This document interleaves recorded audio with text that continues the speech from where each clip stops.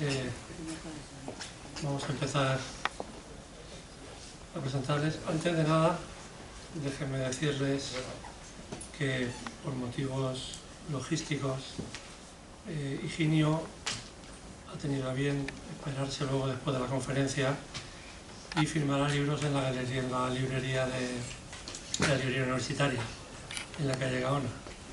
Lo digo para todos aquellos que tengan o quieran aprovechar el tiempo, pues ahí en la librería podrán hacerlo. Luego al final lo recordaré otra vez para que no se los olvide. Bueno, yo voy a presentar esta tarde, aunque ya he dicho que Higinio lo va a hacer, a Higinio Marín Pedreño, que es rector de la Universidad CEU Cardenal Herrera del año 2023. Es doctor en filosofía en la especialidad de antropología filosófica. Nació en Murcia en 1965, es decir, está empezando prácticamente su carrera filosófica en estos momentos, pero aún así desde 2006, que imparte clases en la Universidad CEU Cardenal Herrera, el Departamento de Humanidades, pero ya anteriormente fue profesor en otras universidades como la de Navarra, la Universidad Pública de Navarra, la Católica de San Antonio en Murcia y en institutos filosóficos como el Instituto Universitario de Humanidades Ángel Ayala en Valencia desde 2006.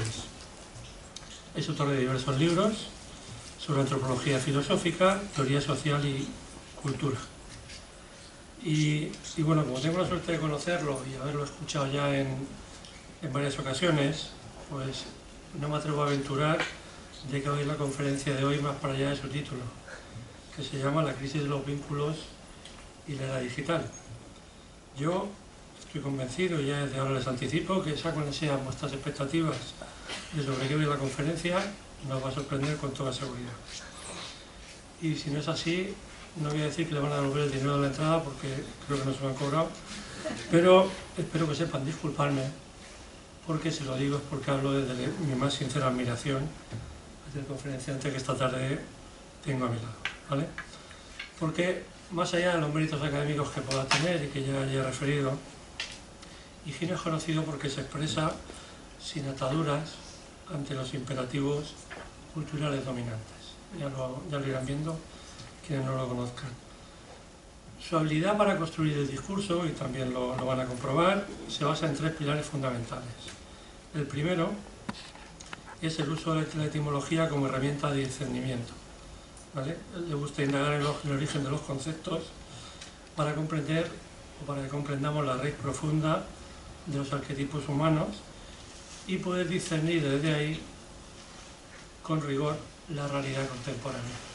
En segundo lugar, por el empleo que hace de la literatura como escenario antropológico, es decir, el uso de la literatura para mí su oratoria es fascinante porque tiene una capacidad magnífica de integrar la literatura clásica en la reflexión filosófica y por último, por su capacidad para aterrizar lo complejo en lo cotidiano. Vamos a hablar normalmente suele utilizar un lenguaje, ya lo verán, muy cotidiano y muy cercano, muchas analogías y además, desde mi gusto, bastante ingeniosas. En definitiva, vamos a escuchar a Higinio Marín, es participar en una conversación genuina entre el pensamiento y la oratoria. Y sin más, les voy a dejar con Higinio Marín, que nos va a invitar a entender lo que somos a través de la comprensión profunda de nuestra propia naturaleza.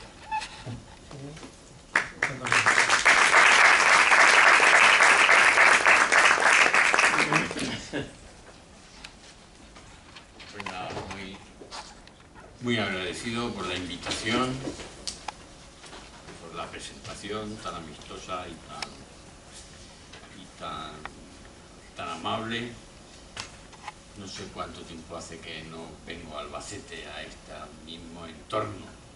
Quizás 2 o 3 años, intento recordarlo. Pero bueno, ya lo iba echando yo de menos, o sea, ya pensaba yo... que se oye muy poco. ¿Así se oye mejor? Sí. Bueno, pues estaba diciendo que ya echaba yo de menos que me invitaran a volver a Albacete y que vengo con mucho gusto y encantado.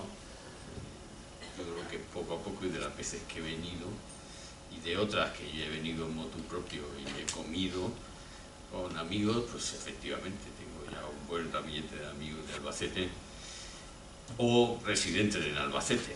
Tienen ustedes una población flotante de origen de toda la península. Bueno, además, aunque yo creo que, no sé si lo habré dicho alguna otra vez, pero buena parte de mi familia es de Albacete, o sea, toda la parte materna es de Ellín. Y bueno, toda la parte materna y la paterna, ahora que lo pienso también. O sea, solo hay un cuarto de murciano autóctono, hay 2 cuartos de Albacete y otro más. Bueno, así que vengo con mucho gusto y encantado por amistad y por... Yo no recuerdo ya, porque fue hace mucho tiempo, si el título lo elegí yo o lo eligieron por mí. Últimamente hace ya años que dejo que me elijan los títulos, porque le pone intriga y emoción a la conferencia, por un lado, si no termino hablando siempre de lo mismo, y por otro lado, me da la impresión de que es lo que se necesita, los que me invitan, y entonces vengo pensando no que voy a colocar yo mi asunto, sino que vengo a hablar, mejor o peor, de un asunto que le interesa a los que me han invitado. Y este asunto, el de hoy, la crisis de los vínculos y la era digital, me parece que es un tema interesante de suyo. Como ya soy mayor, esto que no les parezca que es ningún buen presagio, porque tengo una larguísima experiencia de que hay temas que a mí me parecen muy interesantes y no lo son, o no lo son para los demás. Mientras que algunas de las conferencias que yo he dado, aburriéndome más solemnemente por dentro, pues resulta que me han convertido en un experto falso en cosas que no solo no. Pero a mí este me parece muy interesante. Y además que es un asunto al que se le puede dar vueltas acompañando o en compañía de un filósofo o de un profesor de filosofía, con ganancia propia y personal, sin necesidad de que uno tenga una pasión intelectual por conocer y por comprender las cosas. De todas maneras, tengo que remontarme un poquito. Esta vez no lo voy a hacer al paleolítico, como acostumbro. Solo tres siglos. La erosión de los vínculos tiene al menos una historia que hunde sus raíces 3 siglos atrás, al menos. Por lo menos cuando yo me he parado a pensar y a recomponer y a repasar la historia social y cultural europea, me parece que la primera crisis reseñable de los vínculos, lo primero habría que entender y delimitar qué entendemos por vínculos. Pero bueno, los vínculos elementales, familiares, en el orden de las sociedades tradicionales, los segundos tipos de vínculos son los vecinales y también los amicales, o sea, los vínculos que se hacen con extraños por una familiaridad que puede ser bien de convivencia espacial, porque son los vecinos. Una de las señales de lo profunda que es la crisis de los vínculos contemporáneos es lo profunda que es la crisis de los vínculos vecinales. Los vecinos han pasado de ser en las sociedades tradicionales casi una relación parafamiliar, a quien se les dejaba la llave, entraban en casa, cuidaban de las cosas, les podían dejar los niños en un apuro, o el abuelo, cuidaban del abuelo, de los perros, de los gatos. Han pasado a ser en las grandes, en las megaurbes contemporáneas, la relación con los vecinos es de hostilidad. He cambiado mi domicilio habitual, no les voy a decir en qué ciudad vivo ahora, pero estoy asombrado de la frialdad de las relaciones de vecinos de la finca. Asombrado. que la condición vecinal se haya convertido en una incomodidad y no en una forma de arraigo y de amparo, es muy revelador. Pero bueno, los vínculos, por tanto, son los familiares, los esponsales, los materno-filiales, los fraternales, los de la familia extensa, son los vecinales, los amicales, o sea, las amistades, y hay un tercer nivel de vínculos que ha sido muy mutante en su intensidad y que les podemos llamar los vínculos civiles. O sea, aquellos vínculos que no se establecían ni por afinidad sanguínea, ni por afinidad espacial, ni por afinidad de gustos y de intereses, como ocurre en la amistad, o de caracteres. Se producía por una afinidad que derivaba de las formas de organización social y de las formas del poder. Pues en ese sentido, un murciano y un peruano, en la medida que se sentían súbditos del rey, pues sentían una vecindad, o sea, una cercanía, una afinidad, un vínculo civil que les podía hacer luchar juntos, pues en Lepanto, a los peruanos no, pero a los de Milán sí, o que les podía hacer luchar juntos en los Países Bajos, o contra la piratería berberisca, o sea, jugarse la vida juntos por una misma causa, ¿no? O la ciudadanía romana, o la ciudadanía en las polis antiguas. Bueno, esa es, yo creo, la primera cuestión que hay que resolver, en qué pensamos cuando pensamos en cuáles son los vínculos humanos. Y la segunda cuestión es eso, cuando estos vínculos empiezan a deteriorarse o empiezan a sufrir la primera erosión significativa. Yo creo, estoy bastante seguro, bastante persuadido, pero me puedo equivocar, que eso ocurre hace aproximadamente 3 siglos, en algunos poquísimos lugares del planeta, pero que van a señalar el curso general del resto de las sociedades mundiales,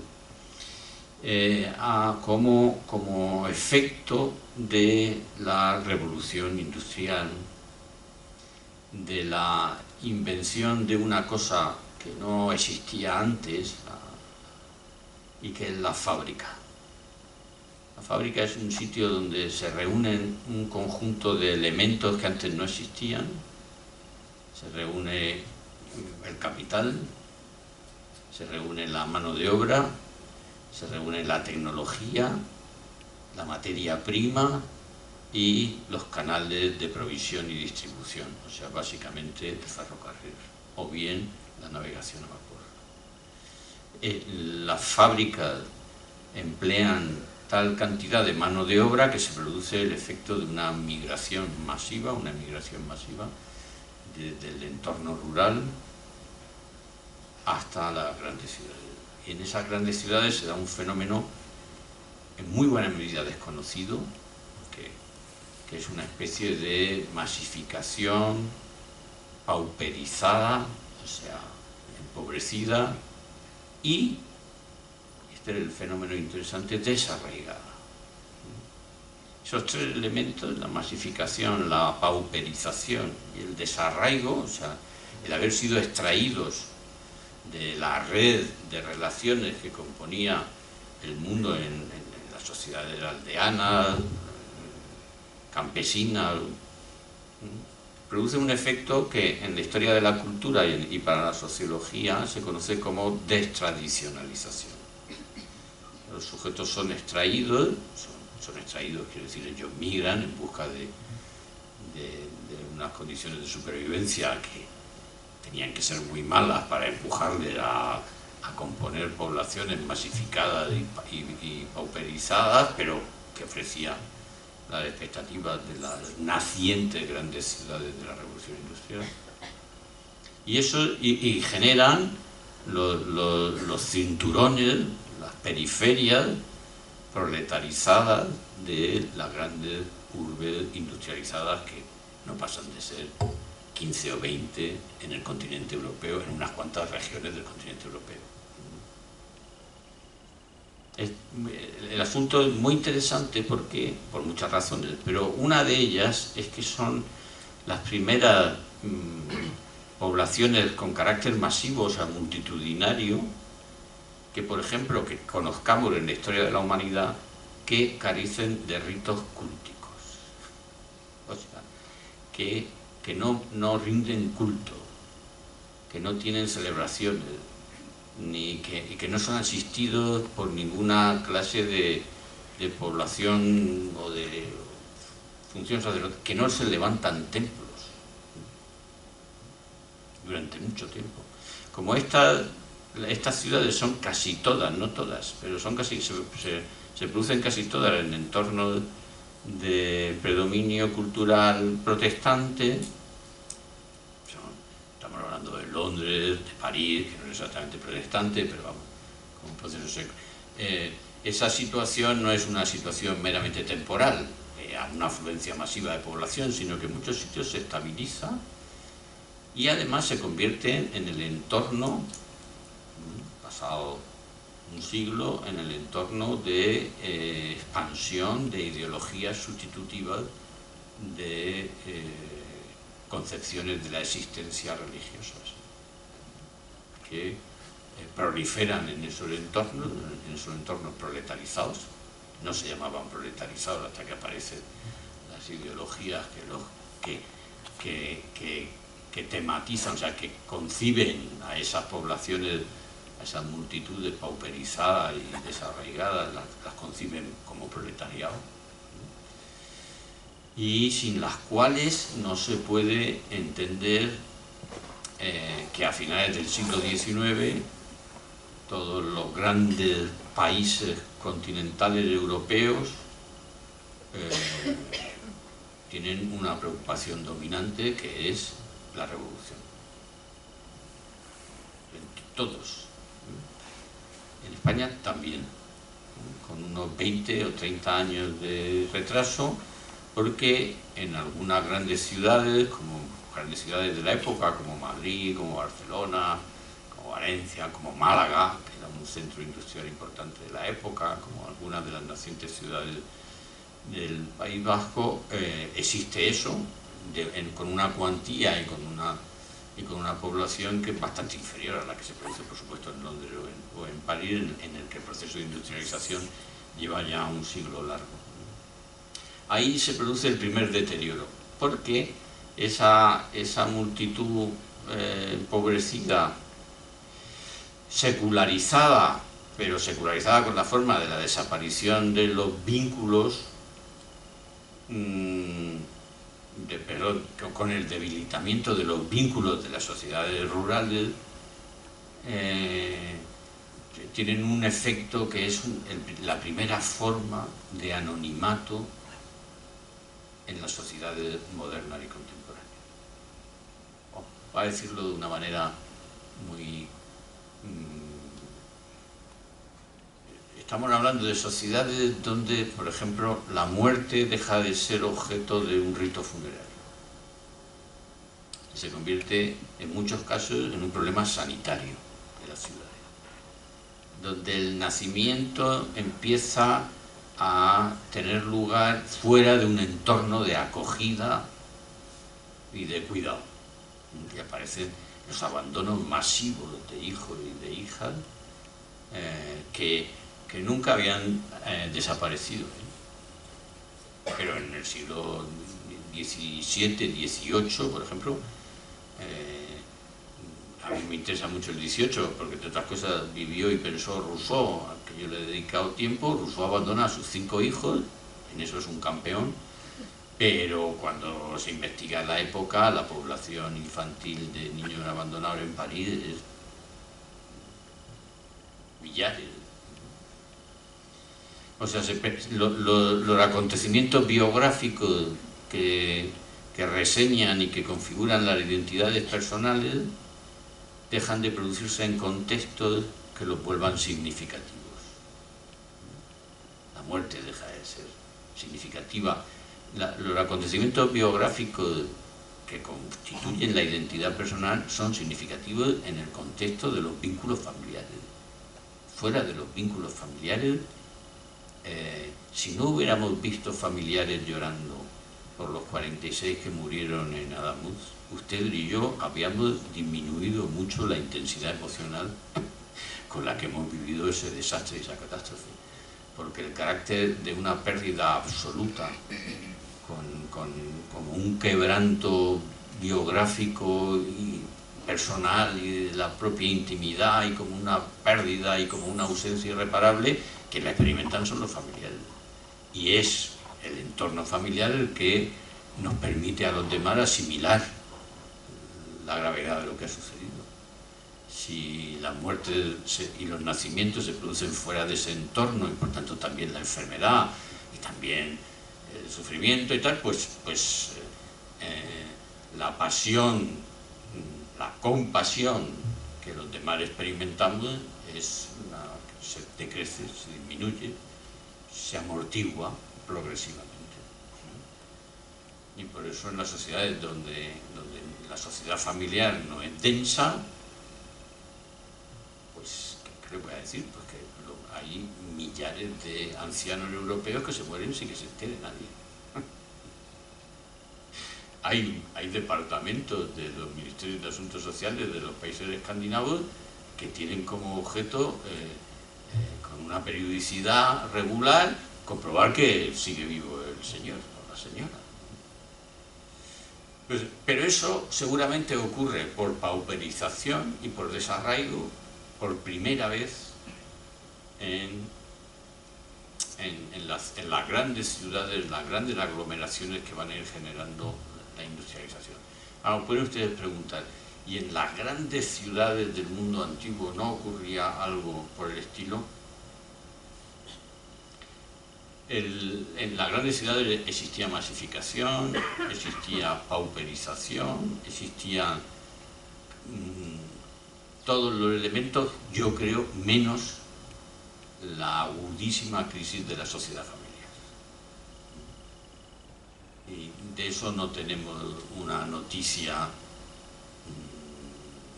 Lo que pasa es que la sociedad familiar de aquella época era una sociedad familiar que no garantizaba que el nacimiento, por ejemplo, fuera un hecho significativo.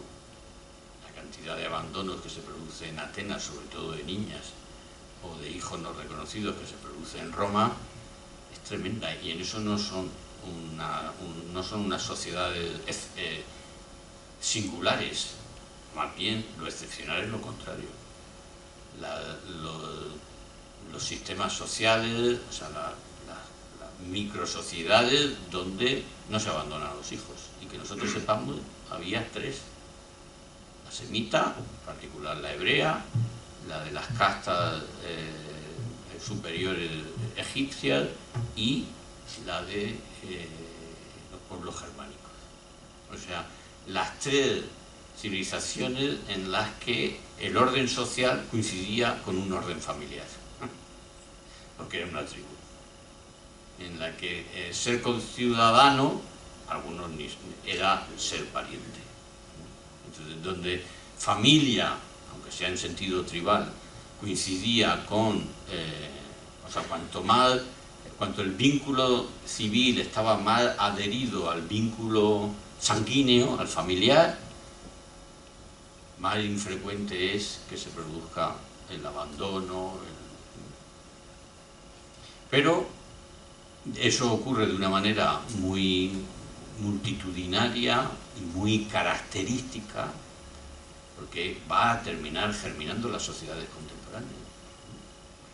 O sea, las sociedades contemporáneas tienen más, las que usted y yo vivimos, tienen más rasgos antropológicos de estas multitudes desarraigadas y pauperizadas que de lo que eran las sociedades con los vínculos tradicionales y que vivían en los entornos urbanos, que no eran esas periferias o esos cinturones industriales. Bueno, a mí me parece que esa es la primera gran crisis. Hay una segunda, que no es tan fácil de localizar en el tiempo porque es más progresiva y más gradual, que es la consolidación de las megaurbes modernas. No sé, que es un periodo que podemos establecer precisamente entre el finales del siglo XVIII, o sea, todo el siglo XIX y principios del siglo XX. Si quieren ustedes, hasta la Primera Guerra Mundial o hasta la Segunda, ahí las sociedades urbanas europeas occidentales, porque son las que se han industrializado, donde no ha habido industrialización, esta secuencia histórica que les estoy describiendo no ha tenido lugar, no así. Veremos que cuando lleguemos a la digitalización, pues entonces aquí lo que ocurre es que en estas megaurbes aparece un fenómeno nuevo. Son megaurbes en las que en muy buena medida se ha superado ese estado de pauperización misérrima, se han conseguido ciertas cotas de bienestar generalizado, donde se ha ido extendiendo la educación universal. Primero, Víctor Hugo celebra y espera que de la instauración de la educación universal en Francia se produzca la transformación completa del país y de la humanidad. Y ciertamente la ilusión y el aliento de que una educación con carácter universal, primaria y secundaria, pudiera transformar las sociedades civiles, pues es una ilusión comprensible. Donde el sistema industrial y el capitalismo naciente empieza a tener efectos no solo de concentración, sino también de participación de la riqueza, al que pese ha sido así. Y entonces sí, eso se produce con la consolidación y el crecimiento de un bicho nuevo que no había, o sea, que es el Estado moderno y que crece precisamente al rebufo de las desviaciones fiscales que sobre esa riqueza concentrada primero y luego concentrada y distribuida, pues se produce en la forma de tributos del sistema fiscal, y que va componiendo la realidad con más poder que ha habido sobre la faz de la Tierra nunca, que son los estados contemporáneos, y que ya tienen esa naturaleza a principios del siglo XX. Si alguien se pregunta por qué tuvo lugar la Primera Guerra Mundial, y se dedica uno un poco a estudiar, la Primera Guerra Mundial tuvo lugar porque la industrialización del armamento y la potencia de los estados europeos a principios del siglo XX es un poder como el que nadie nunca ha tenido antes, y es muy difícil que un poder como el que nadie nunca ha tenido antes no se ejerza. Lo que pasa es que en el siglo XX pasamos de eso al armamento atómico, y entonces con el armamento atómico de momento hemos conseguido retenerlo. Pero es eso, dice, ¿por qué Alemania entró en guerra con Francia? Porque podía. Y hasta ese momento la lógica del poder es que tú entrabas en posesión de lo que podías. Y el trauma que produce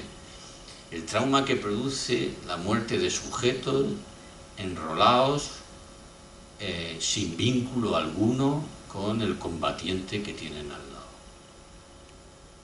Este asunto a nosotros nos parece menor, pero la camaradería, la palabra camaradería viene de que los tercios españoles en el 15 y el 16 iban a donde hacía falta, no les daba tiempo a construir cuarteles, y entonces alquilaban cámaras, que normalmente eran buhardillas o habitaciones pequeñas, donde vivía un grupo de sujetos que se llamaban entre sí camaradas, y que vivían juntos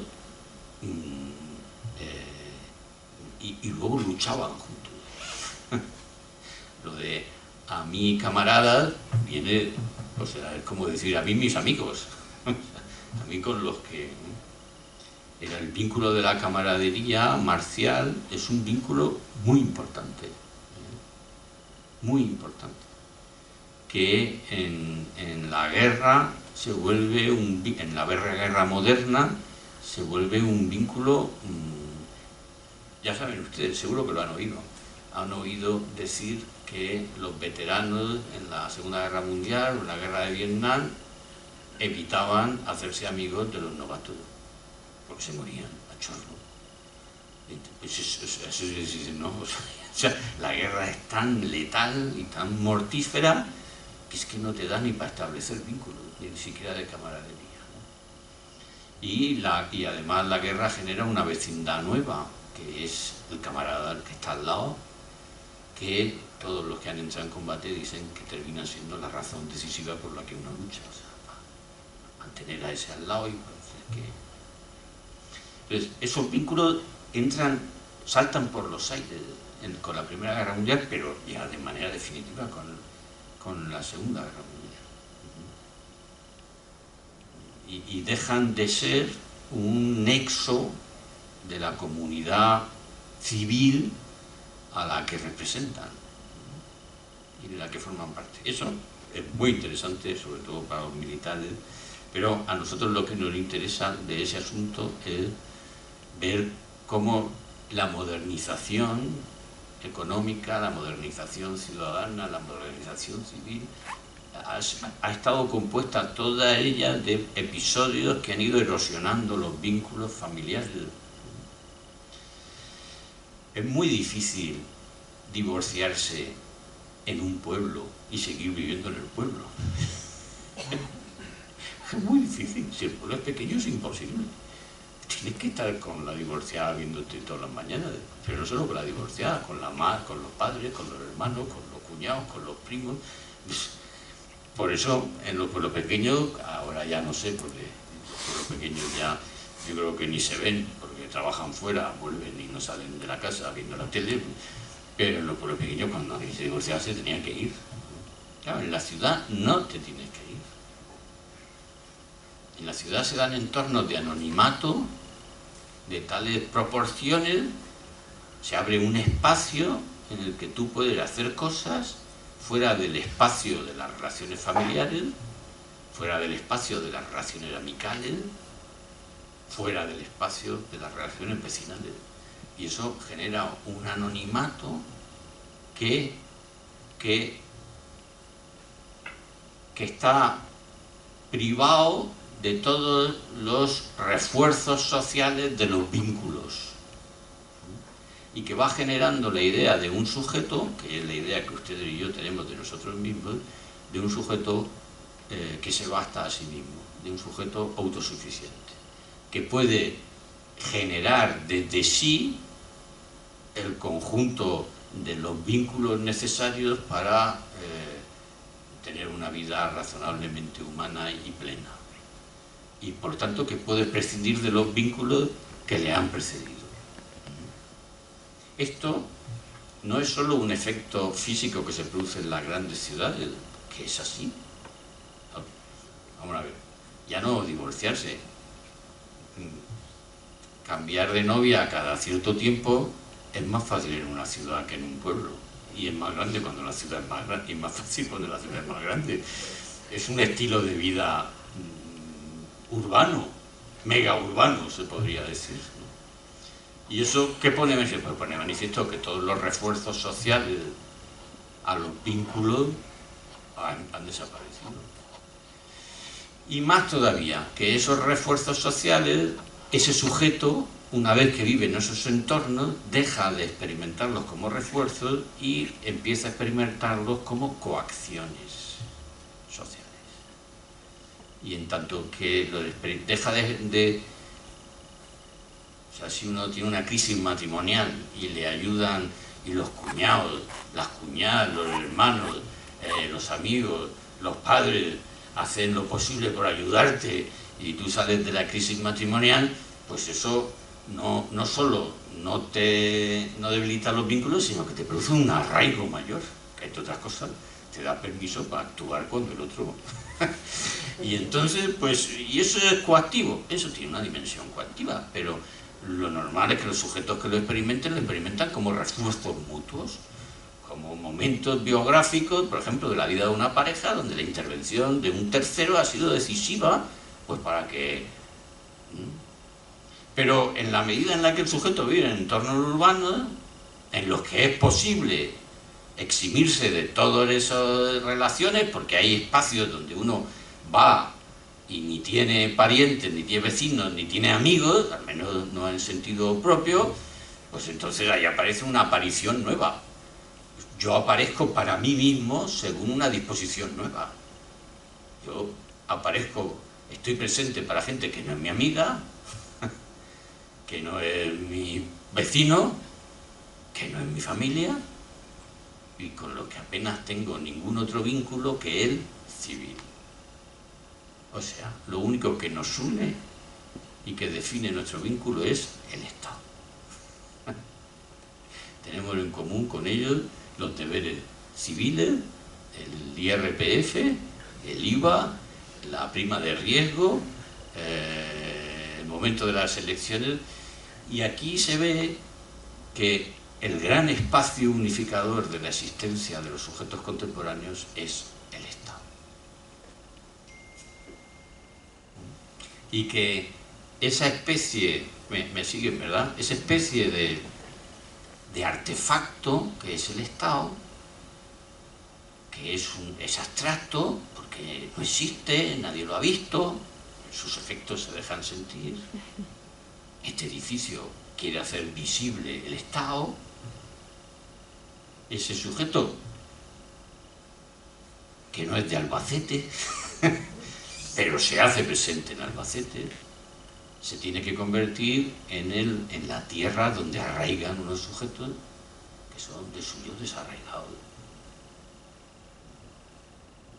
Porque esa tierra nueva es un artefacto, está compuesto de leyes, está compuesto de sistemas fiscales, está compuesto de fronteras que son una invención necesaria, pero una invención también son necesarios los impuestos, está compuesto, y además uno comparece ante el Estado moderno, por definición, despojado de sus singularidades personales.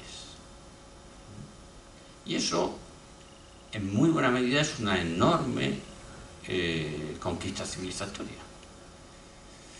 Yo creo que es la más apreciable de las que produce el Estado moderno, que es que cuando yo, bueno, si la preservamos y la conservamos, y es que cuando yo me presento ante un juez o ante Hacienda, Hacienda no me cobra más por ser varón, por ser cristiano o por ser joven o viejo. Luego resulta que sí, que si dar un bofetón y eres varón, el juez te dice que te quedas en el calabozo, y si eres señora, pues te volverás a tu casa.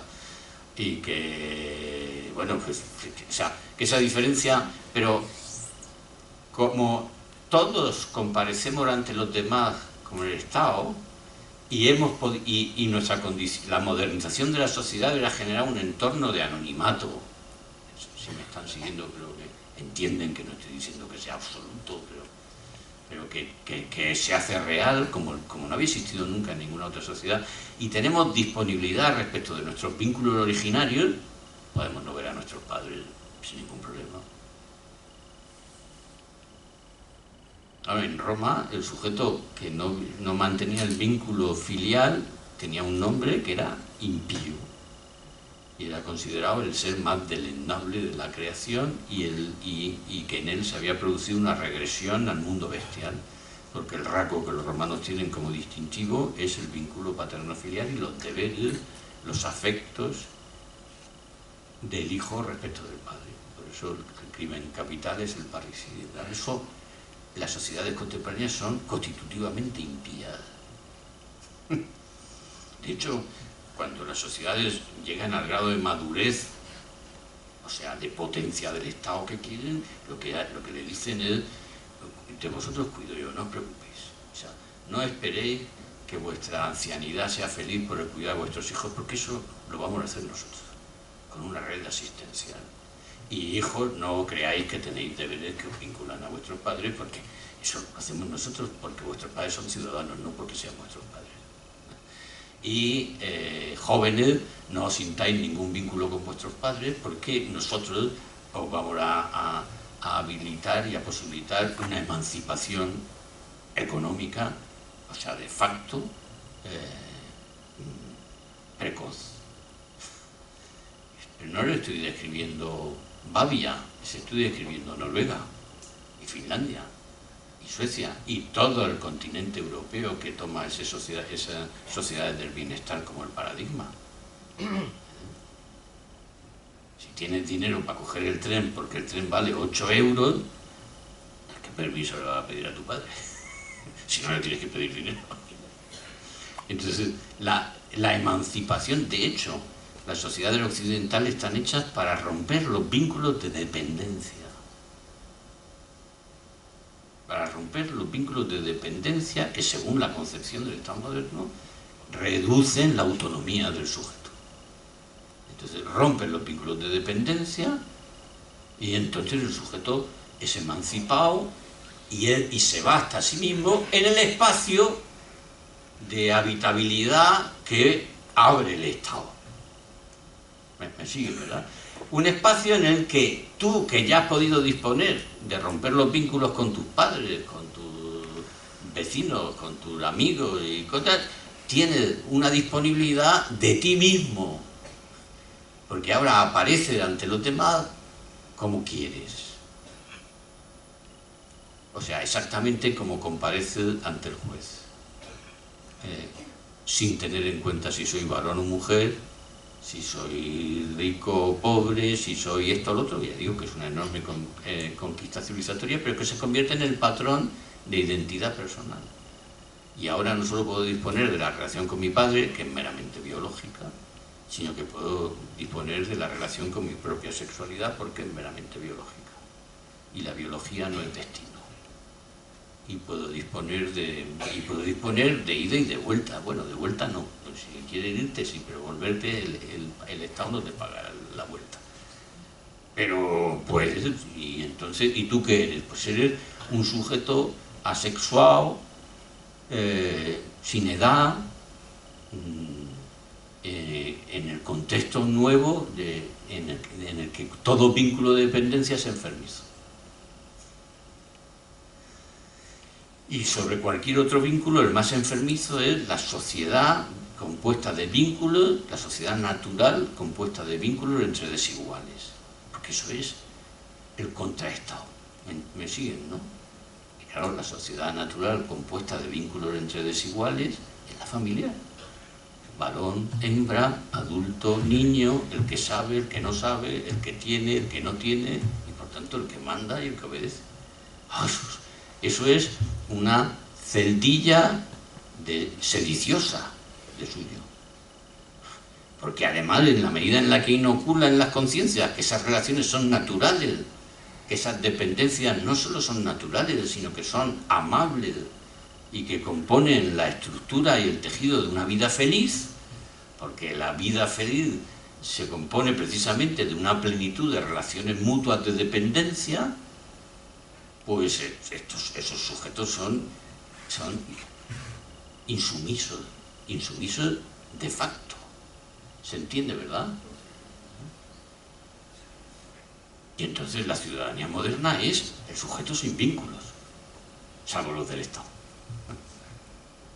Todo otro vínculo es atávico, tiene que ver con las emociones casi sanguíneas de los vínculos familiares, con el afecto posesivo materno, con la sumisión inmadura del hijo, con las relaciones de mutua dependencia entre los amantes, que convierten esa dependencia en una especie de insuficiencia e incompletud. O sea, se autosometen, se autodenigran en una especie de insuficiencia dependiente del otro. Y bueno, pues si lo piensas así, pero claro, eso solo lo puedes, si me siguen ustedes, eso solo lo puedes pensar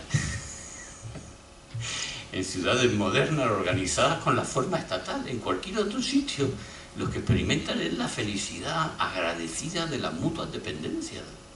No, recuerdo, perdón ustedes que les cuente esta anécdota, la primera vez que me mandaron a Inglaterra y fui como si fuera un perro flauta, o sea, fui en autobús y sin apenas ver, y efectivamente llegué a una hora indecente a Oxford y me encontré solo, en una ciudad desierta, no sabía dónde ir, con todo cerrado, porque en mi estupidez no se me ha ocurrido ni pensar que en Inglaterra a las 10 de la noche, vamos, pueblo como es Oxford, de repente me encontré a un sujeto y este sujeto pues me salvó aquella noche porque estuvo conmigo 1 hora. O sea, me llevó a un sitio, no estaba abierto, me llevó a otro, no sé qué. Bueno, todo esto entendiendo un inglés precario y de fonética murciana. Bien. Cuando yo me vi a salvo aquella noche, pensé, bueno, ¿qué puedo hacer por este hombre? O sea, pídame lo que quiera, como Herodes. ¿Qué quieres que te dé? ¿No? El sujeto, pues, lo único que quería era que le diera las gracias. Y ya está.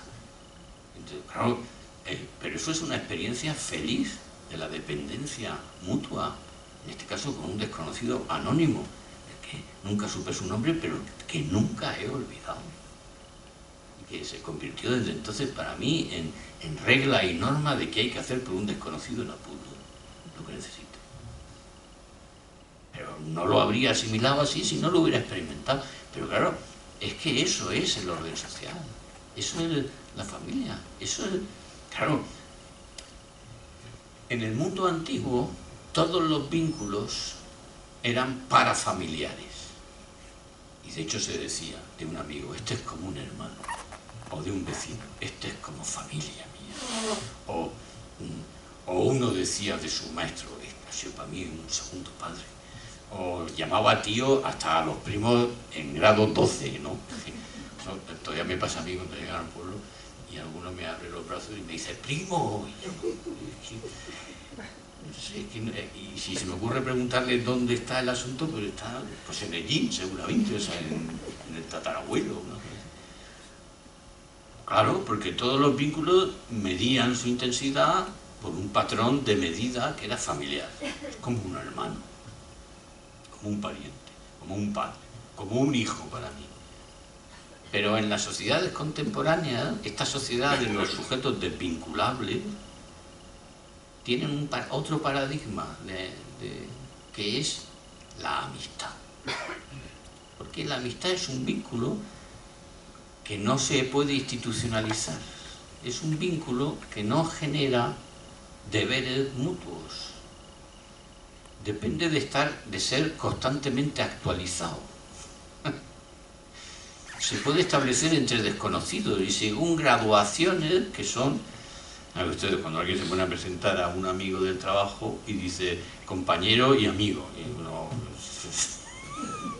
se queda así siempre diciendo, bueno, a lo mejor sí, pero pocas veces ocurre, ¿no?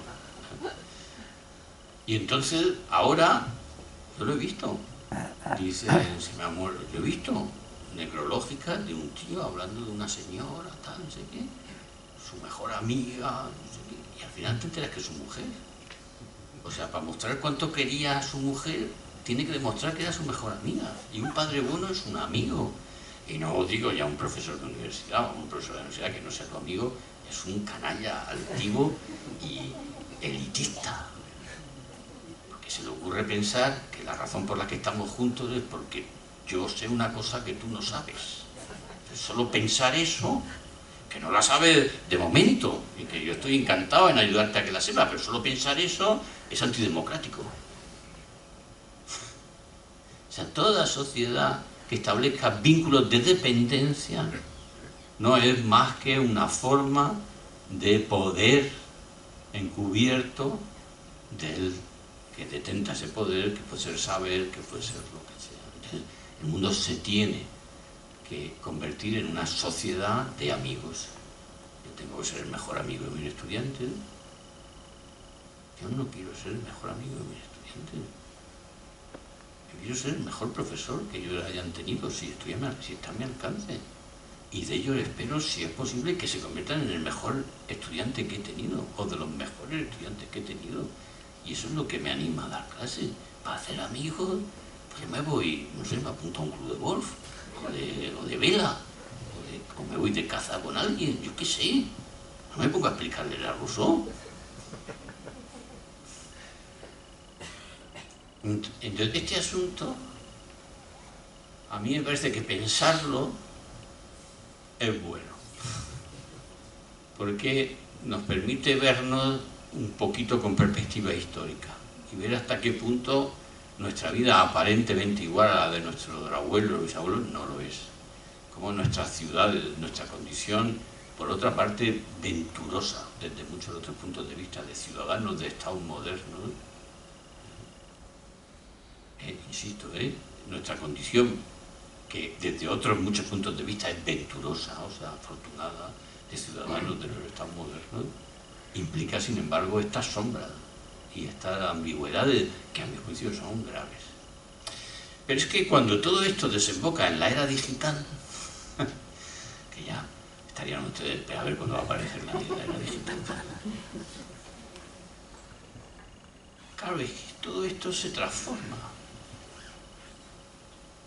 Porque yo, para venir hoy ante ustedes, he podido elegir pues, el color de la chaqueta y la corbata, en fin, el peinado, no sé, he podido elegir mi apariencia externa, no sé si me empeño, que podía haber despojado del acento murciano, que es una cosa que se lleva mucho, ¿no? O yo qué sé lo que podía haber hecho, ¿no? Podía haber construido la figura de un filósofo despistado, no sé qué, lo que ustedes quieran. Pero eso está bien si nos vemos durante la hora de la conferencia, pero si luego nos vamos a cenar o nos volvemos a ver en el tren o en algún sitio, me cambian ustedes el paso, porque de repente tengo que dejar de hablar murciano y tengo que volver a ser despistado. Eso en redes es perfectamente posible. O sea, nuestra aparición ante los demás, que es una hiperexposición, nunca alguien ha aparecido ante tantísima gente como permiten las redes. Los pueblos, tu familia, tus amigos, tus vecinos. Y ahí se saturaba el horizonte. Bueno, y la gente más viajera, que tenía más mundo. Ahora tú te haces un perfil en una red y en Australia te están viendo. Y además te haces un perfil. O sea, tú construyes una aparición. En LinkedIn todo el mundo es guapísimo. Todo el mundo. Y cuando no es guapo es interesante. O sea, tiene algo. Es comprensible, ¿no? No va a poner uno la peor foto que le han pasado, yo qué sé. O si va de creador digital, pues no va a poner cara de tío cenizo y triste. Pues tiene, no sé, uno representa un rol, o sea, un perfil. Pero esa aparición que nos expone ante los demás configura también nuestra propia mirada. Sí. Me acuerdo de una chica joven que me decía que es que ella se asombraba cuando se miraba en el espejo lo fea que era. Y yo no lo entendí hasta que a mí no me parecía una chica fea, tampoco me parecía súper guapa, pero una chica normal. Lo entendí hasta que después de hablar conmigo se hizo amiga o yo qué sé, o contacto, no me acuerdo en qué red, y efectivamente es que la selección de fotos que tenía, o sea, después de ver la selección de fotos que tenía, me acordaba de ella, digo, pues es normal que por la mañana en el espejo te parezca fea, claro, si eres un...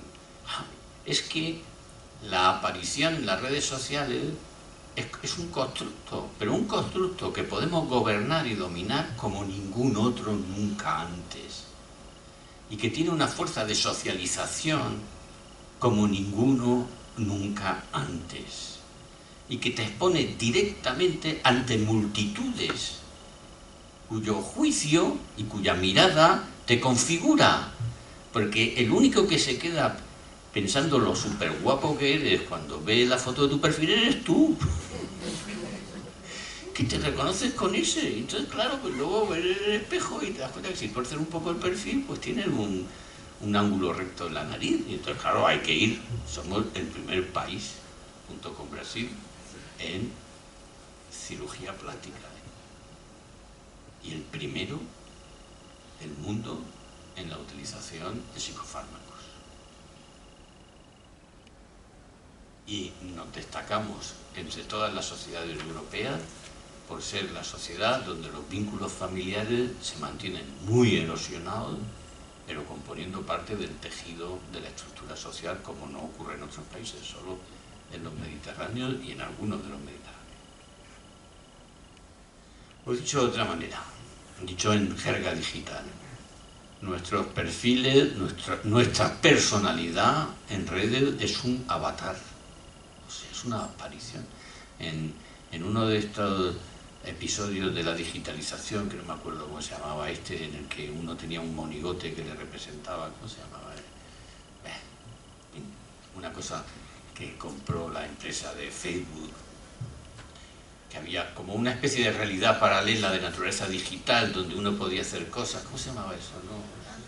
Meta algo, ¿no? No, sí, bueno, da igual. Metaverso, sí, metaverso. El metaverso, eso. Y en el metaverso uno componía una figura y esa figura podía hacer cosas, ¿no? De hecho, en mi universidad durante un tiempo te podías matricular en un metaverso. Te elegías un avatar. Bueno, es que eso es exactamente lo que hacemos cuando elegimos las fotos, cuando ponemos el álbum accesible, exactamente eso. Ese sujeto tiene con nosotros una relación remota. Ahí hay tal grado de elaboración, tal grado de construcción de la propia identidad, además con base visual. Este asunto es muy interesante, porque traslada, que es uno de los acontecimientos que más afecta a nuestra gente joven. La identidad personal ha tenido siempre un componente visual, pero el componente visual era básicamente la visión del otro. Pero el gran grueso de la identidad personal era de naturaleza narrativa. O sea, cuando yo volví a mi pueblo, a Calasparra, y me decían, ¿tú de quién eres? No estaban esperando que le enseñara un perfil, estaban esperando una historia. Y cuando yo conocí a mi mujer y le dije quién era yo, le dije, soy el filósofo más prometedor de la historia de Occidente. O sea, era una película, ya, pero era mi película, yo no tenía mucho pasado que contar. Y desde luego no le iba a decir a mi novia quién era mi bisabuelo, eso solo valía en el pueblo. Ahí ya le tenía que contar mi futuro, que estaba construido de historias, ¿no? Como ahora, si alguien me pregunta quién soy, pues le tengo que contar historias más bien de mi pasado, pero son historias. Pero la identidad personal, quién era yo, tenía estructura narrativa. Hoy, y no lo digo yo, lo dicen los psiquiatras, lo dicen los psicoterapeutas, lo dicen los psicoanalistas, luego les recomendaré un libro, el soporte de la identidad personal, sobre todo de nuestros jóvenes, es de naturaleza visual. Está compuesta de pantallas que se superponen, se parece más a un retablo que a una historia, pero a un retablo no con secuencia narrativa, como son los retablos de la iglesia, que aparece la Virgen con el niño, luego la presentación en el templo, luego no sé qué, que son imágenes que en realidad tienen estructura narrativa, es visual pero narrativa, ¿no?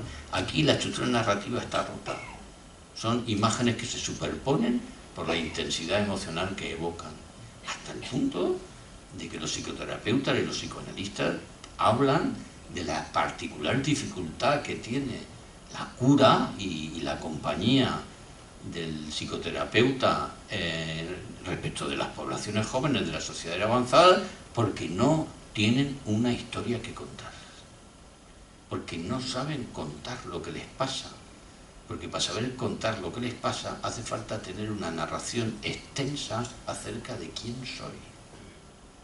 Y cuando cuentan cosas, esas cosas que cuentan tienen naturaleza visual, o sea, son episódicas, fragmentarias.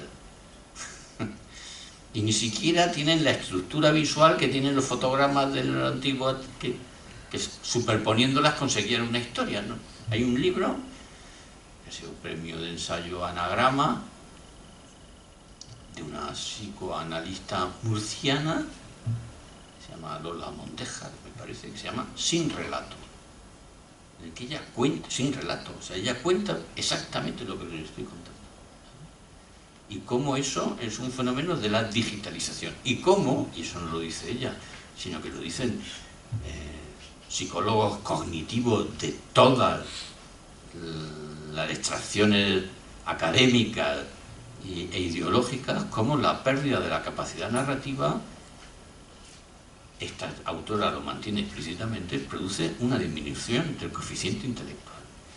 El coeficiente intelectual operativo.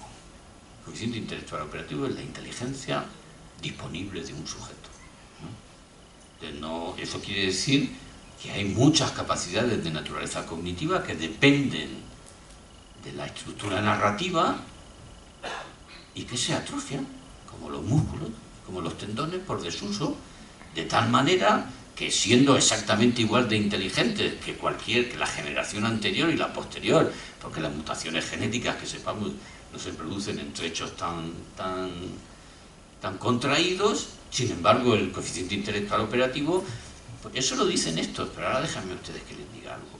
A mí no me lo tenían que demostrar, ¿eh? Yo llevo 30 años enseñando filosofía en la universidad. Pero, o sea, a mí eso de verdad que no me lo tenían que demostrar, ¿eh? Y eso quiere decir que es un fenómeno general. Y no es un fenómeno general, pero es un fenómeno significativo. Afecta a todos. Quizás no afecta a la mayoría con efectos tan graves, pero afecta a un contingente que es significativo. Yo estoy feliz con la inteligencia artificial porque los exámenes universitarios van a tener que pasar a ser orales. Y nuestros chavales van a tener que aprender a hablar y a exponer y a memorizar. Aunque sea lo que haya escrito la inteligencia artificial, si es que ya solo con que lo interioricen y sean capaces de defenderlo con sentido, a mí qué más me da que saquen el rollo de un libro o de la inteligencia artificial. Pues si la inteligencia artificial son muchos libros juntos, pues que lo saquen de la inteligencia artificial, pero que me lo cuenten, que me lo expliquen y que sean capaces de responder a mis preguntas. Es fantástico, no saben la de tiempo que nos va a ahorrar. Ahora, la inteligencia artificial no te construye una historia acerca de ti mismo que te puedas creer. No puede ser. La historia acerca de ti mismo que te puedas creer ni siquiera te la puedes contar tú. Porque no sabes por qué naciste, ni dónde naciste, ni qué afectos suscitaste al nacer, ni qué decisiones de los que estaban en tu entorno, ni qué alegría, ni que no lo sabes. Y si no lo sabes, eres una aparición insignificante en el mundo. El inicio de tu historia te es dado. Y la historia que nos dice quién somos es una historia coral. Te hace falta la voz de tus amigos, te hace falta la voz de la chica que quieres, te hace falta la voz de tus vecinos, te hace falta la voz de tus profesores, te hace falta... Tú construyes tu identidad sobre esas voces. Y esas voces generan vínculos de reconocimiento y de dependencia que se expresan de una manera sana y espontánea con la forma de la gratitud. Y lo único que el proceso de modernización ha hecho, y a mí eso me parece bueno, y ya acabo, o sea, los esposos hace un siglo y medio, pues primero no se podían divorciar porque vivían en el pueblo, o en Albacete, o en Murcia, que es lo mismo que en el pueblo. Lo segundo, porque al casarse ellos se habían casado también su familia, y entonces pues es que vamos, que te tenías que ir a América para divorciarte, o sea, pues no. Y luego además todo el mundo te apoyaba si te peleabas con la otra, porque eso era orden público, eso era paz social, o sea, dependía un montón de gente de que eso no se rompiera, y además no era algo... Entonces pues había ciertamente mucha intromisión, mucha heteronomía, que en las sociedades, en las megaciudades contemporáneas, todos esos refuerzos de los vínculos que se pueden experimentar también como coactivos, hayan desaparecido, significa básicamente que los vínculos se han convertido en una teoría, en una tarea personal. Y ahora, quien quiera mantener un matrimonio a lo largo de toda su vida, se lo tiene que currar, y mucho. Antes no, era dejarse llevar por el flujo social, con sus ventajas y sus inconvenientes. Ahora, la determinación tiene que ser mutua de los dos, y tiene que ser actualizada de manera permanente, y tiene que ser objeto de un cuidado primoroso. Pues ¿por qué? No estamos aquí porque nos lo obliguen nuestras familias, ni el entorno social, ni la costumbre, ni el rigor social acerca de lo que es decente y no es decente, sino queremos o no queremos. Y eso supone una interiorización libre de los vínculos, que es una enorme ganancia.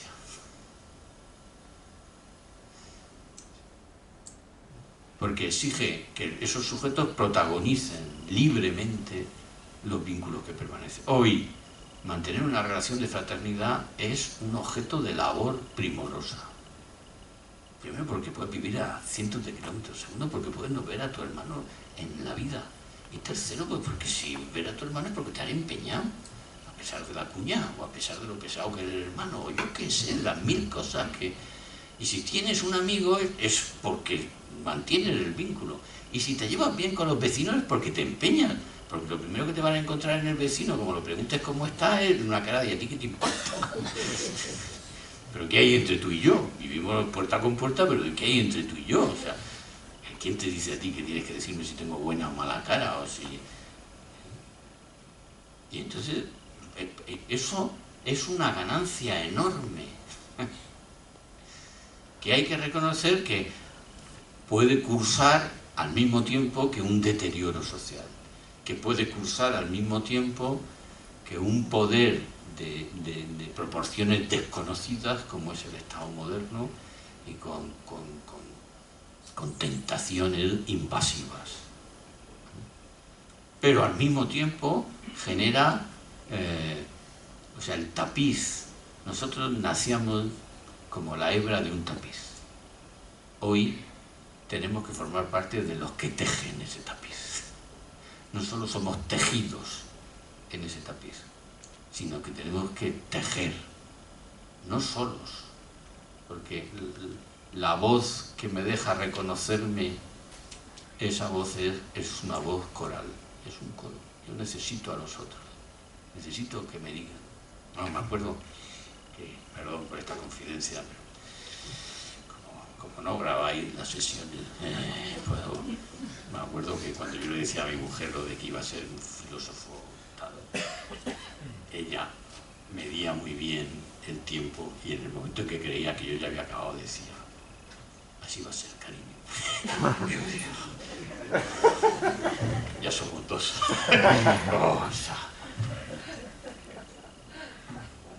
Y en etapa de ausencia luego la vida va moderando las expectativas, va no sé qué, bueno, pero da igual, o sea, va moderando las expectativas en la medida que te vas haciendo capaz, o sea, que... Pero sin las otras voces te vuelves loco. O sea, el Quijote es tan loco porque las otras voces que le dicen lo que son no les hacen ni caso. Y empieza a hacer, y no pierde del todo la cordura porque a Sancho Panza le hace un poquito de caso. Y Napoleón se cree Napoleón, o sea, los que no son Napoleón se creen Napoleón porque no le hacen caso a los demás, que dicen que no eres Napoleón, que eres Pepe Rufián de las Navas de Jean, o sea, que eres un tío que es de otra cosa. Y además, esas otras voces nos contrastan y problematizan el que el avatar nos posea. Ese avatar que construimos en las redes y en la digitalización nos posea. Y cuando un sujeto está poseído por su avatar, o sea, se cree que es esa figura que él ha idealizado para los demás, para conseguir la aceptación de los demás, es está en el grupo de riesgo de los fenómenos psicológicos de narcisismo. Y que el narcisismo es el impulso que lleva a construir perfiles que en realidad son avatares en el contexto de las redes sociales, produce la gran paradoja contemporánea. En el seno mismo de la sociedad con más capacidad de hiperconexión se produce la mayor desconexión. En el contexto en el que uno es pura comunicación, se produce la completa incomunicación, que es el efecto que tiene el narcisismo como morfología de la conciencia y de la personalidad. Sorprendente. Que no es más que la sustanciación de esa supuesta suficiencia por la que nos bastamos a nosotros mismos. Como saben ustedes,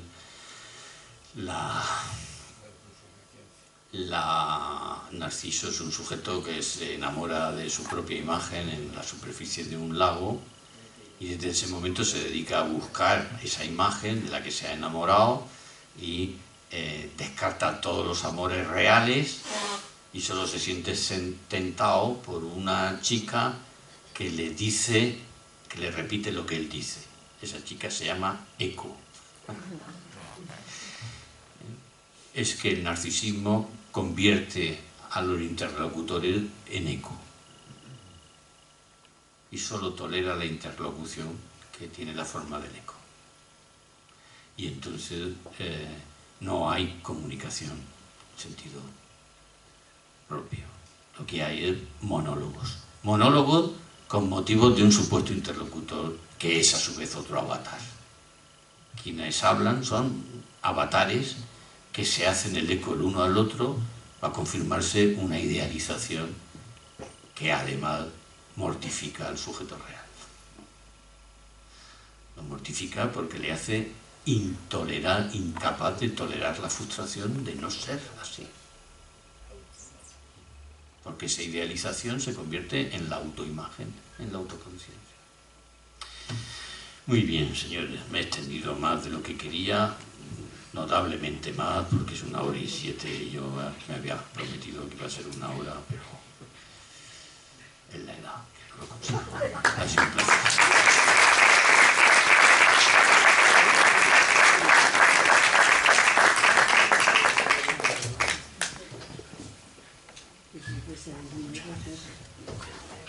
Bueno, buenas tardes.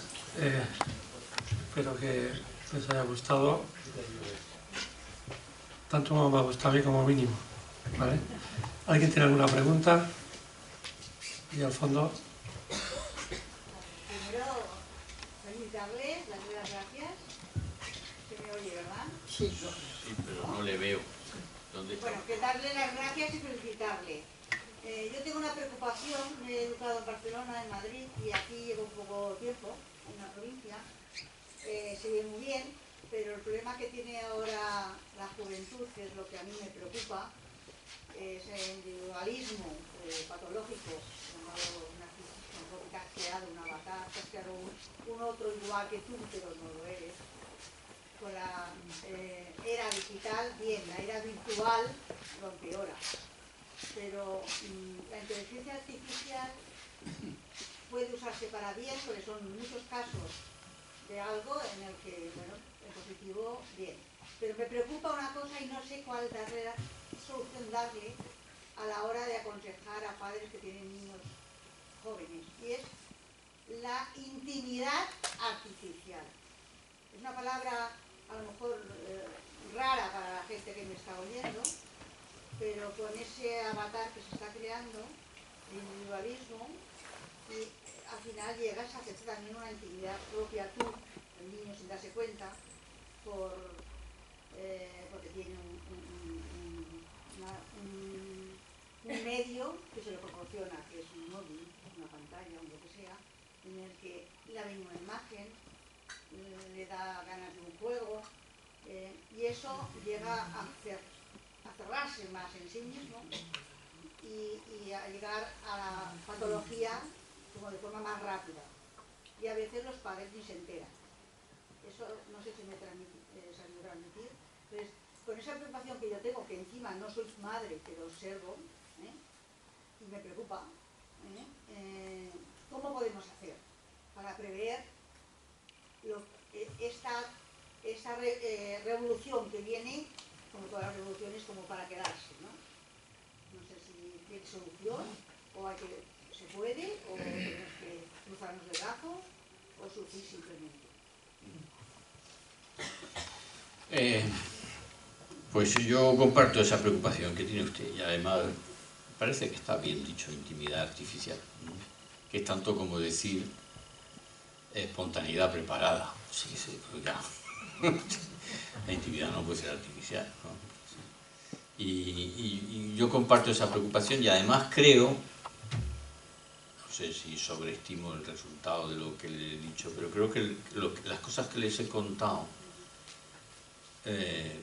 le ponen a uno en la tesitura de poder mirar esos acontecimientos con cierta capacidad de discriminación, con cierta capacidad de una penetración comprensiva, de decir, bueno, aquí están pasando cosas de este tipo, bueno, quizás no seas. A mí me parece, y esto que le digo se lo digo con mucha persuasión, que una de las cosas que hay que pensar hoy a fondo, los filósofos debo de pensar, y que en general los educadores también, es qué es la intimidad. Porque la intimidad es una cosa que se puede tener, pero se puede no tener. Y de hecho, una intimidad artificial es sintomática de que no se tiene intimidad. Y la intimidad está hecha de ciertos elementos que son un poco paradójicos, ¿no? Yo, cuando he afrontado el tema de la intimidad, siempre he dicho que la intimidad es un órgano decisivo, es el órgano de la personalidad. Pero no le pasa como al estómago, que está ahí, meta uno o no meta cosas. Pues ahí está el estómago. La intimidad es un dentro, es un sitio donde se tiene. Pero se tiene y se abre ese dentro en la medida en la que se guarda. Tiene intimidad el que guarda. La intimidad tiene mucho que ver con la memoria. Cor, en latín, significa corazón y también recuerdo. Recordar es regresar al corazón, reponer en el corazón, preservar en el corazón. Cuando en el Evangelio se dice que María guardaba en el corazón, eso en latín significa María no olvidaba, mantenía presente eso. Cuando se dice en griego que Penélope no se olvidaba de su esposo, quiere decir que guardaba en el corazón la idea de su esposo, que la idea de su esposo no desaparecía. Tener intimidad es guardar, y es guardar aquellas cosas que componen el tesoro, a veces la bisutería, porque hay que guardarlas, porque si no se guarda se pierden, que componen lo valioso de uno mismo, lo valioso para uno mismo. Y que al mismo tiempo, en tanto que se guardan y se tienen, permiten que la comunicación con otros sea personal. Porque hay contenido personal que poner en la comunicación. Porque si no se guarda y no se preserva nada, y no hay nada particularmente significativo que yo tenga que atesorar con la forma del recuerdo que abre el espacio interior de la intimidad no solo es el órgano de la personalidad, es el órgano de la comunicación. Es el que pone el contenido de lo personal en lo que se dice. Y el que no tiene intimidad no tiene nada personal que decir. Habla con una capacidad lingüística enormemente mayor que la máquina del tabaco cuando me dice gracias, pero habitada con el mismo carácter personal. Eso es imposible, los seres humanos no se pueden degradar hasta tal punto, pero pueden llegar casi a eso. Y no tener intimidad es no ser nadie. No tener nada que ofrecer a los demás con carácter personal. Buena parte de la crisis de la comunicación es la crisis de la intimidad, y por eso usted se preocupa, y yo creo que de manera muy acertada. El que tiene intimidad se guarda, y porque se guarda se puede exponer, se puede comunicar. El superávit de comunicación agosta la intimidad. O sea, el que lo dice todo y continuamente ese sujeto mata la intimidad por sobreexposición. La intimidad requiere guardar, parar, retenerse. Y por eso, creo yo, los dos hábitos con más potencia para configurar una intimidad creciente o naciente, los dos hábitos más potentes tienen que ver con el silencio y con la pérdida del silencio. Tienen que ver con leer y que la lectura te genere una meditación interior. Que no, una meditación interior no quiero decir que te ponga a pensar trascendental, sino que Sancho Panza se te queda dentro, o el capitán Ahab, o quien sea, o Aragorn, el rey de Gondor, me da igual quien sea, se te queda dentro y habita un espacio interior que tú habitas. Y esos personajes, que pueden ser literarios, pero que muy pronto también empezarán a ser personales, porque la lectura se precede y se facilita con la narración de historias. Las dos cosas que más ayudan a tener intimidad es leer y escuchar y contar historias. Y si eso se hace en los colegios y se hace en la universidad, a esos sujetos le están ofreciendo lo que necesitan, que es cosas que contar, cosas significativas que contar, en las que expresan su propia intimidad. A veces contándote el entusiasmo que les produce, yo qué sé, pues, Antígona, bueno, Antígona, suponiendo que leyeran Antígona, vamos, lo que sea, me da igual. Y ellos, sin saberlo, bueno, quizás sabiéndolo, lo hacen. Porque una de las formas de densidad feliz de contar historias es cantar. Y cuando se tiene esa intimidad, el canto se vuelve personal. Cuando no se tiene intimidad, el canto lo que hace es masificar, enajenar, en un movimiento conjunto. El que canta cosas que no siente es como un estornino. Pues la lógica del estornino ya sabe usted la que es. ¿Por qué los estorninos tuercen a la izquierda? Porque tuercen a la izquierda. ¿Por qué van los estorninos allí? Porque hay estorninos. La lógica juvenil es un poco así, ¿eh? Se dice, ¿por qué hay aquí tanta gente joven? Porque hay tanta gente joven. Vienen aquí porque vienen. Si no vinieran, no vendrían. Entonces, pues van a la derecha, pues porque todo el mundo va a la derecha. Y no sé qué, eso le pasa a los jóvenes y nos pasa a todos. Pero bueno, con la juventud como procedimiento de socialización, ¿por qué de repente este garito asqueroso es lamentable y completamente ruinoso se convierte en el bar de moda de joder, porque hay mucha gente? Y si hay mucha gente, pues hay más gente. Porque nosotros venimos a los garitos a estar con gente. Entonces, si hay gente, ustedes ríanse. Pero esta es la estrategia que estamos siguiendo en mi universidad para que el campus se convierta en un lugar donde haya mucha gente. Y la única manera de conseguir que haya mucha gente es que haya mucha gente. Entonces, si hay mucha gente, hay más. Pero si hay poca gente, hay menos. Entonces, el canto con intimidad hace crecer y multiplicar la intimidad. Pero es un canto arraigado en la lectura y en la narración. Y por eso cuando una canción te puede contar, te cuenta tu vida, se te convierte, hacen con la canción, bueno, ahora no, porque, bueno, sí, porque hasta con el reggaetón ese lo que se puede hacer y con otras, pero hacen con la canción lo que hacemos con la literatura, hacen propia una historia. Es lo que se me ocurre. En la universidad es lo que intentamos. Nosotros hemos puesto una asignatura que se llama Grandes Libros, que tienen que cursar libremente todos los estudiantes de primero y no conseguimos que pase del 30%. Y tengo que decir que me doy por contento cuando es el 30%. Pero no pasa del 30%. O sea, llevamos 3 años, es desolador, lo es.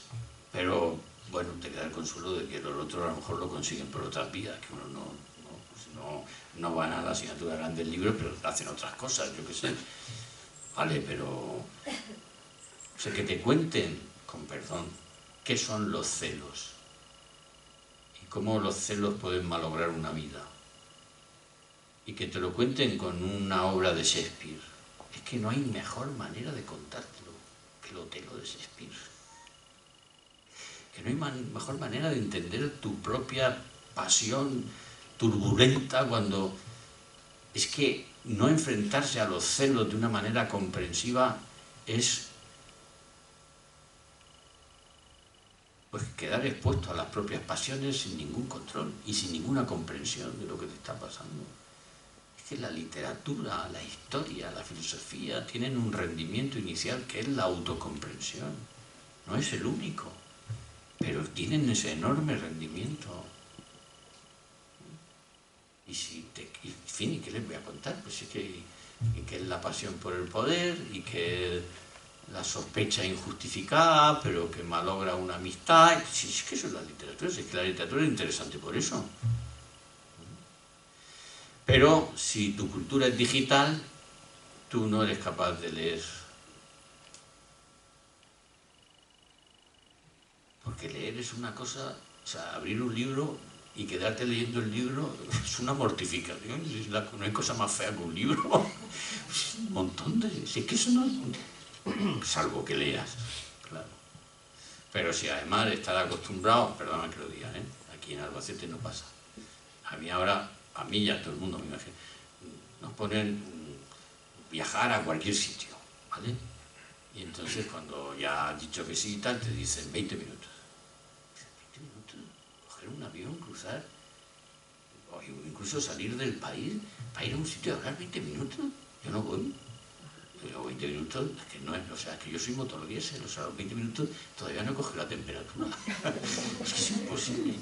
Pero es que cualquier cosa que sobrepase unidades temporales que excedan los 20-25 minutos, te encuentras con que la curva de la atención ha decaído hasta la ausencia. Bueno, eso no puede ser. Las cosas interesantes de la vida no se dicen en 20 minutos.